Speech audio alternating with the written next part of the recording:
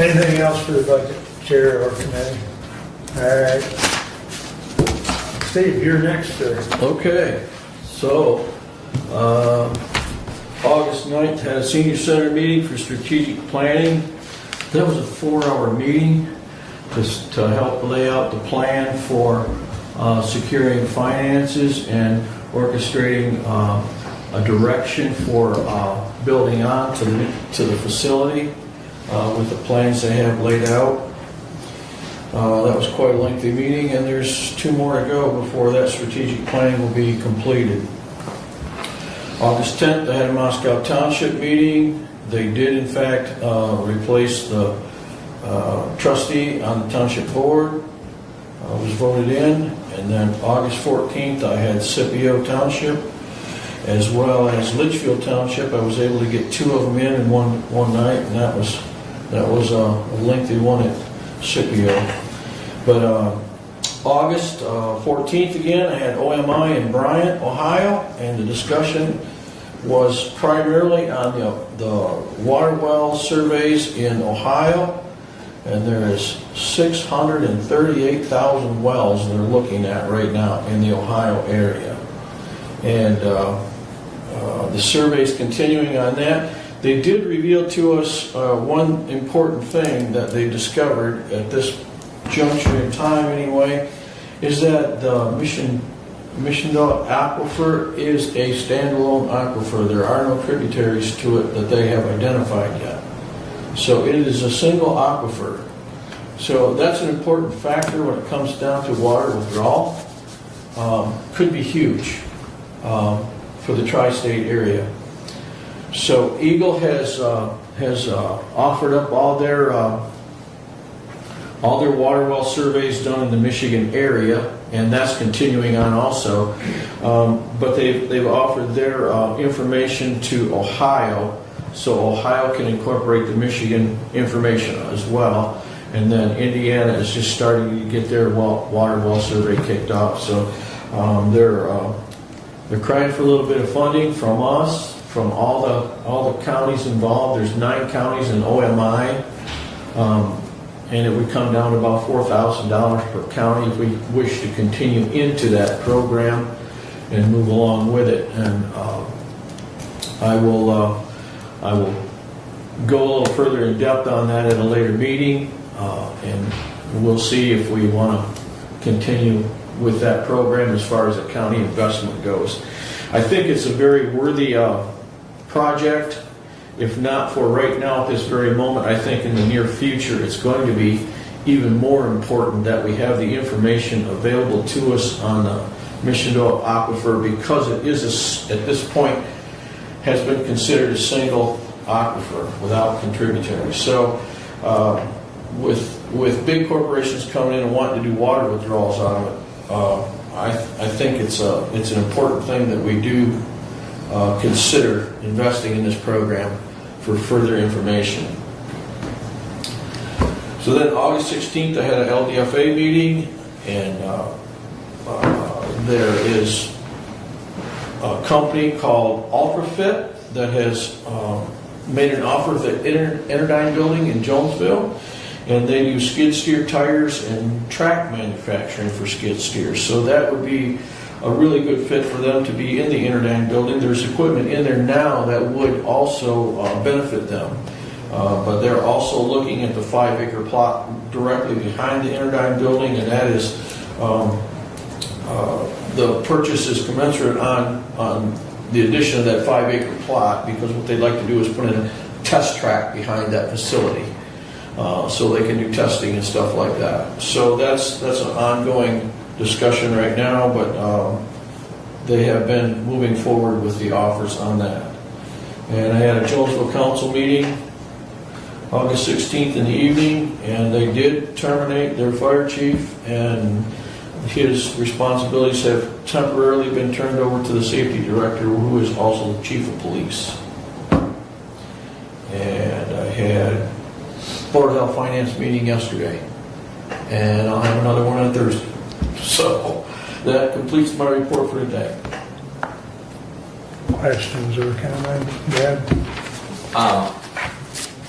one of the groups that I follow in the northwest Ohio area, there are being concerns raised again about algae bloom on Lake Erie. One of the reasons that this county, because we are the headwaters of the River Raisin, which terminates in Lake Erie, because these fingers always get pointed in agriculture. And I just wondered if there had been any chatter within the River Raisin Watershed Council in regards to the nutrient loading or anything else within the river and the annual algae bloom in Lake Erie. I haven't heard anything from that at all. I did hear through the grapevine, I guess, that is it Lake Diane is having some algae bloom? Yeah, there have been some questions about algae bloom in Lake Diane. That might actually be something for yourself and Commissioner Leininger as representatives of the health department, because that would be something that would be most likely monitored, because they generally issue those contact warnings with bodies of water. I have not heard that Lake Diane lies fully in my district, in Amboy Township.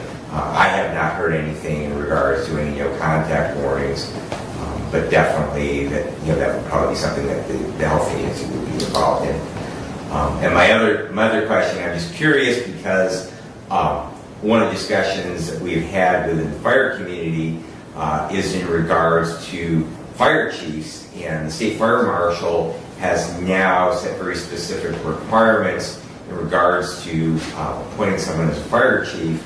Not only do they have to be certified in Fire 1, Fire 2, hazmat operations, but they also have to have all 3 of the fire command officer classes and have those certifications. And I'm just curious, as a public safety director at Jonesville, is fire certified and does have those qualifications? And if not, it's not a question I expect an answer from you. I'm just wondering how that they could be given the responsibilities of the fire chief when the state fire marshal has those very specific requirements for holding the office of fire chief. That's a good question. I will forward that. Thank you. Yeah. Thank you for your report on OMI. It was very, very detailed. Yeah. And being that my district butts up against that state line, that I do get questions, so I appreciate having that information. Thank you. I was quite surprised when they gave us the information on the aquifer being an independent aquifer itself, that they, so far at this point, they haven't found tributaries to it. So that kind of changes the whole profile of companies coming in and pulling water out of it. Does it not? Mm-hmm. And I know President Biden just signed something for an evaluation of California water and I think Arizona water. So they're looking into what they're doing for water. And here we are with 3 Great Lakes around us. And I know there's some, yeah, right. All but one touch. All but one touch, okay. But anyway, I know there's a Great Lakes Pact to prevent some of that stuff. I'm not sure the details of it, but I do believe there is a pact within the Great Lakes. Yes, Great Lakes Compact. Yeah. Yeah.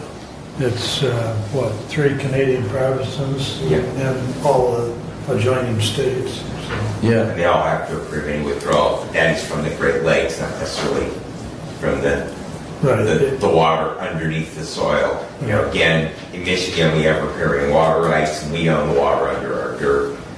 Also, just follow up to Amboy has been discussing, they have been approached about putting a monitoring well at the property Township owns, and it looks like that they will move forward with approving the installation of a monitoring well in Amboy Township on the Township's property. Do you know if Eagle was the one that approached them on that? Actually, I believe it was out of Ohio. I think it was USGS. Yeah. USGS, yeah. Okay. Yeah, I know they had concerns about putting 3 or 4 test wells in the Hillsdale County area. So, this is an ongoing study, and I don't know how long it's going to continue. But I think it's really important to the tri-state area having all this data available to us, and as far as having corporations come in and do major water draws downs and stuff like that, I think having all this information on hand is important.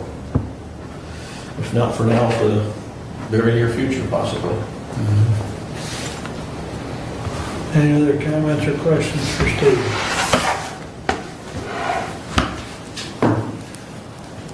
You're up, Brad.